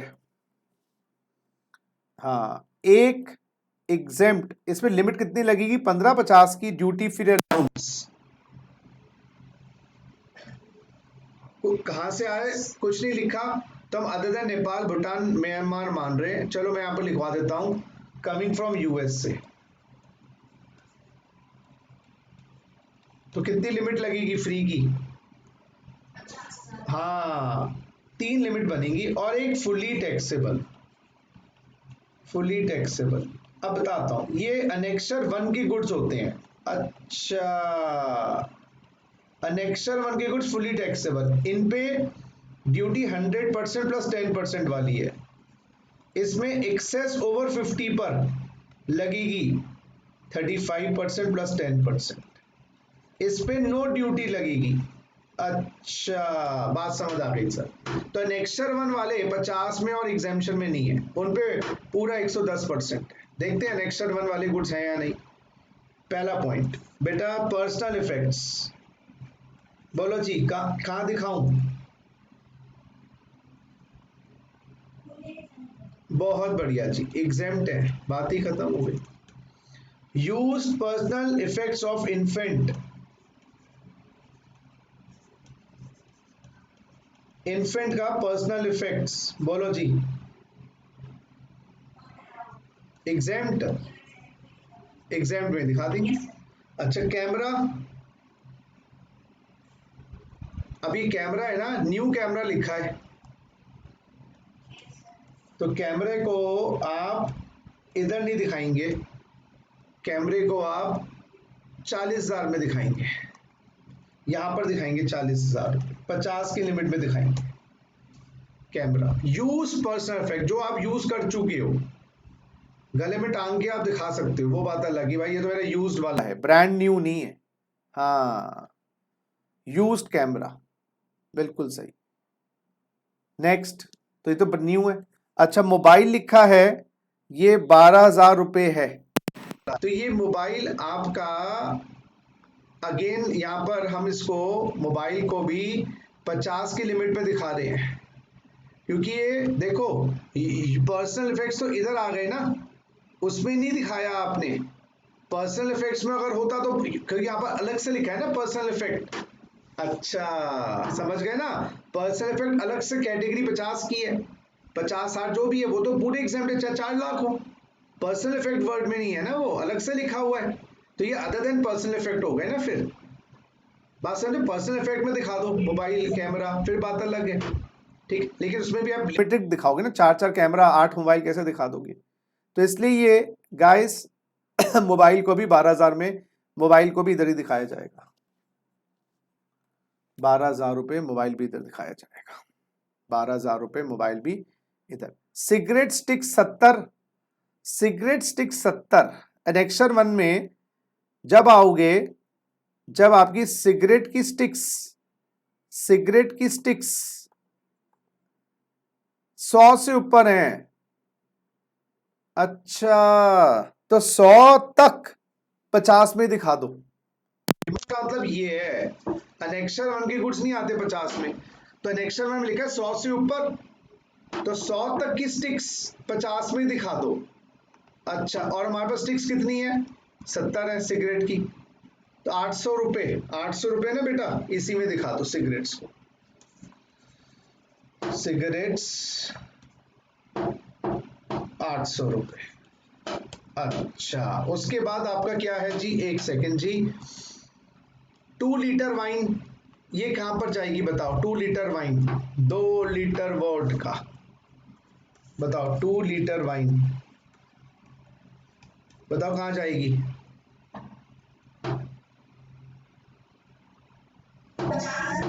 हाँ क्योंकि यहां पर लिखा है बच्चों 2 लीटर एल्कोहल से ऊपर अनेक्सर 1 में है, अनेक्सर 1 वाले 50 में नहीं है, लेकिन अनेक्सर 1 में लिखा more than 2 litres, excess of 2 litre, 3 litre होती तो 2 को तो 50 में डालते, एक को 100% में ले जाते। स्टिक्स 110 150 स्टिक्स होती, 100 तक आती 50 में, 50 वाली एक्सेस वाली। हाँ चलो आइए जरा, आइए जरा, अब इसको हम 2 लीटर वाली को कितने की है भैया, 2 लीटर वोडका वाइन जो भी है, 15,000 रुपये यहाँ पर दिखा दो जी। और बताओ,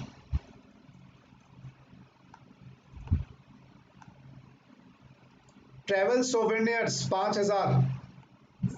हाँ travel souvenir exempt, travel souvenir exempt. उसके बाद बाबा लैपटॉप, लैपटॉप, लैपटॉप बोलो जी एग्जेम्प्ट। मैंने बताया था नोटिफिकेशन, नोटिफिकेशन नंबर बताई थी, लिख लो। लैपटॉप की नोटिफिकेशन नंबर है, नोटिफिकेशन नंबर, चल नोटिफिकेशन नंबर मुझे मिल नहीं रही है। गवर्नमेंट की नोटिफिकेशन थी कि भाई लैपटॉप पे पूरी एग्जेम्पशन मिलेगी, एक लैपटॉप लेके आना इज नॉट अ क्राइम। हाँ जी चलो कोई नहीं, हाँ जी लैपटॉप एग्जेम्प्ट। चलो जी टोटल करो भैया, टोटल करो। यहाँ तो नीली आया, यहाँ तो कुछ आया ही नहीं, फुली टैक्सेबल में तो आया ही नहीं, ये भी, ये तो पूरा एग्जेम्प्ट हो गया। नील, नील, हाँ जी कितना आया ये, 67,800। Duty free allowance DFA 50,000, wow. और टैक्सेबल गुड्स आ गए बैगेज में 17,800, और 17,800 का टैक्स ड्यूटी 35%, और 35% 17,800 का 6230 प्लस 10%, हाँ जी हाँ 10% social welfare surcharge, 6230 into 0.10, 623 total हो गया बाबा। टोटल कितना हो गया जी, ये 20,000 थ्री, कितना हो गया जी ये, एक है सर, एक मिनट, ये 6230 प्लस 623, 6853 हो गया, और 6853, तो टोटल क्या करना है, टोटल क्या करना है, 6853 दिखाओ बस, टोटल क्या करना है, 6853 हो गया। बोलो जी बात समझ आई नहीं आई। और अगर ये टूरिस्ट ऑफ फॉरेन ओरिजिन होता तो चेक करो, और नेपाल से आ रही होती तो मिसेस एक्स, बहुत बढ़िया जी, बहुत बढ़िया, बहुत बढ़िया। तो ये इस टाइप से हैं, कुछ देख रहा हूं कि मैं और कुछ क्वेश्चन करवा दूं आपको। चलो एक क्वेश्चन और करवाता हूं, उससे थोड़ा सा क्लैरिटी आ जाएगी, कोई जल्दबाजी तो है नहीं। आइए जरा एक क्वेश्चन और करते हैं, जरा लिखिए। हाँ जी बच्चों लिखिएगा, जरा लिखिएगा। हाँ जी मिस्टर, फॉरेन ओरिजिन के टूरिस्ट हैं, क्वेश्चन नंबर 2, फॉरेन ओरिजिन के बंदे हैं और ये USA से आ रहे हैं। क्या लाए हैं, ट्रेवल सोवेनियर लाए हैं, ट्रेवल सोवेनियर लाए हैं 85,000, ठीक है। और articles in person carried with, articles carried in person, other articles carried in person 1,50,000, 120 sticks of cigarettes of 100 each, 12,000, इससे क्लियर हो जाएगी बात। और फायर आर्म लाए हैं विद 100 कार्ट्रिजेस और वैल्यू इंक्लूड्स देखना जरा, अपने आप करना, value of cartridge, fire arm मतलब बंदूक हो गई ना, कार्ट्रिज एट 500 पर कार्ट्रिज, 500 पर कार्ट्रिज, 1,00,000। तो मैं बताऊं, तो अगर 500 पर कार्ट्रिज, 100 कार्ट्रिज, तो मेरे हिसाब से फायर आर्म क्या हुआ? हाँ, फायर आर्म 50 का है और उसकी कार्ट्रिजेस भी 50 की हैं। खुद करो, वो 3 कॉलम बनाओ, खुद करो, और मैं आपको दे रहा हूँ 5 मिनट का टाइम, और ये टेबल आपको इस्तेमाल करना है गाइस। ये टेबल आपको इस्तेमाल करना है, ये वाला। फायर आर्म 100% टैक्सेबल, कार्ट्रिजेस 50 से ऊपर 100% टैक्सेबल, सिगरेट 100 से ऊपर 100% टैक्सेबल, एल्कोहलिक लिकर 2 से ऊपर 100% taxable, gold silver any form other than ornaments आएंगे 50 के लिमिट में, रॉ गोल्ड, बिस्किट, कॉइन, सब 100% टैक्स। ये मतलब है, याद रखना, ऑर्नामेंट्स पर्सनल इफेक्ट्स में नहीं आएंगे, 50 और 15 की लिमिट में आएंगे, और raw gold, raw silver 100% taxable, जैसे फायर आर्म है। और एलसीडी टीवी, अच्छा कलर टीवी हो एलसीडी ना हो, 50 की लिमिट में, वो मोटा पेट वाला जो होता था ना, कलर टीवी। चलो जी करो, प्लीज करिए, हेल्प करता हूं मैं आपकी। लास्ट क्वेश्चन है जी आज का, वैसे तो जल्दी खत्म हो जाएगा आज, लेकिन बहुत सारे टॉपिक्स कर रहे हैं हमने आज। आइए, इसको पर्टिकुलर्स अप टू 50, ये फॉरेन ओरिजिन है ना, तो 15 की लिमिट लगी, अप टू 15 और फुल्ली टैक्सेबल। हाँ जी, एक एक करके देखते हैं। पहला जो आइटम है इसका, पहला आइटम है बेटा ट्रेवल सोवेनियर। बताओ जी, travel souvenir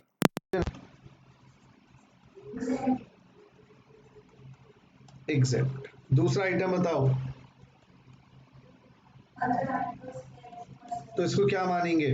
use personal effects तो मानेंगे नहीं, तो ये साथ में लेके आओ, बैगेज में लेके आओ, वो दोनों एक ही बात है। तो ये कितना अमाउंट हो गया? 1,50,000 यहाँ पर आएंगे 15 की लिमिट में। अच्छा जी, उसके बाद सिगरेट्स, सिगरेट्स को 100 तक और 100 से ऊपर अलग अलग कर दो। 100 तक की वैल्यू कितनी है? 10,000 है ना, 100 इंटू 100, और 20 सिगरेट एक्स्ट्रा, 20 इंटू 100 इधर डाल दो, और 2,000 रुपए इधर डाल दो, ये फुली टैक्सेबल। फोर्थ, उसके फायर आर्म 50,000 रुपए इधर डाल दो, इधर डाल दो 50,000 रुपए, क्योंकि वो एनेक्शन 1 है, एनेक्शन 1 के आइटम पे पूरा टैक्स है 100%। कार्ट्रिजेस, कितनी कार्ट्रिजेस अलाउड है ड्यूटी फ्री अलाउंस में? 50, और कितनी मंगवाई है?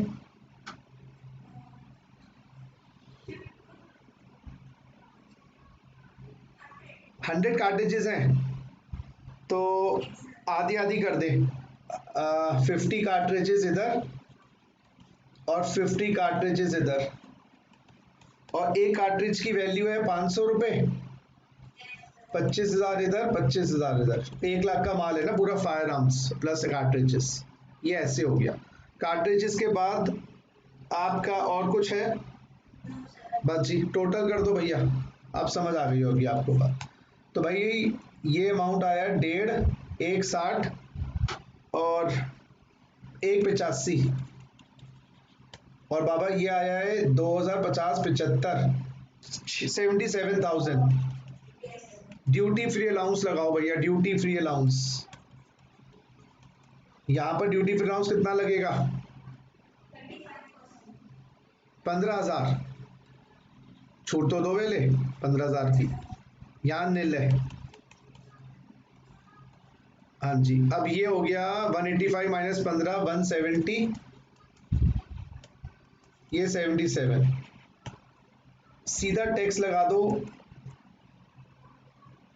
इधर 38%, 35%, इधर 100%। करना जरा 170 का 35%, 59,500, और ये 10% सोशल वेलफेयर सरचार्ज भी ऐड कर दो, 5950, 7700। टोटल कितना हो गया जी? 84,700, और ये हो गया जी 65,450। लो जी, फिनिश हो गया जी आपका बेसिक्स। इतना ही करना है सीएस एग्जीक्यूटिव वालों के लिए, बाकी बच्चों के लिए तो हम कंटिन्यू करेंगे नेक्स्ट क्लास में, जहां पर हम सीएस प्रोफेशनल और हमारे जो सीएमए इंटर के बच्चे हैं उनको और डिटेल में लेके जाएंगे। बाकी इतना काफी है हमारे सीएस एग्जीक्यूटिव के बच्चों के लिए, कस्टम्स के लिए। तो बस कक्षा यहाँ खत्म करते हैं। अभी आप बच्चे जाइएगा ना मत, सीएस एग्जीक्यूटिव बच्चों को मैं टाटा बाय बाय कर रहा हूँ। बाकी अभी आप लोग सीएमए वाले बच्चे या प्रोफेशनल वाले बच्चे रुके रहे। Thank you.